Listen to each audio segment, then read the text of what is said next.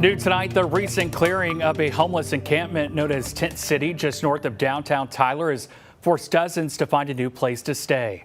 Our Jimmy Sierfoss spoke with one man now rebuilding after the move.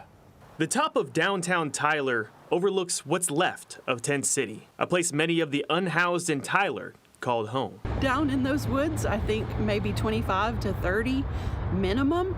The owner of the land and nearby railroad, Union Pacific, deemed the settlement unsafe. So the company took action, posting signs throughout Tent City over the past month warning people to vacate, as they will be bulldozing the land of any remaining settlements. For Michael Adams, it meant relocating and rebuilding. We've been told as long as we're between these two pillars on the end, we shall be fine.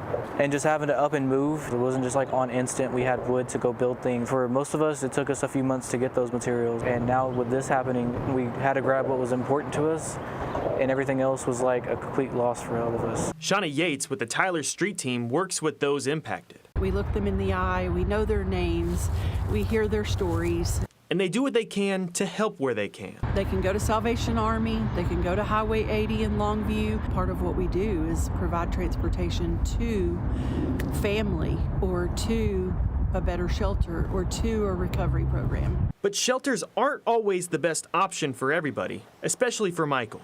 The environment and the people they let in and like the guidelines are not always as followed. And for me personally, bundled up in a room with a bunch of random people I don't really know sends me into like a fury of my past trauma.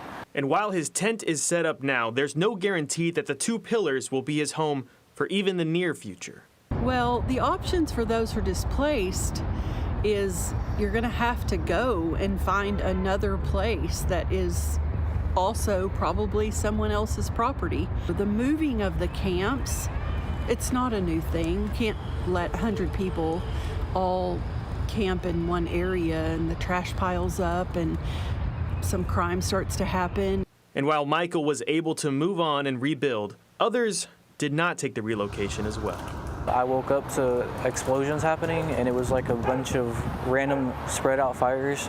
Me personally, I didn't witness who set the fire. They said it's most likely retaliation against the railroad company for their actions of bulldozing our camping area. The next day, 3 small fires broke out just a few hundred yards from Michael's camp.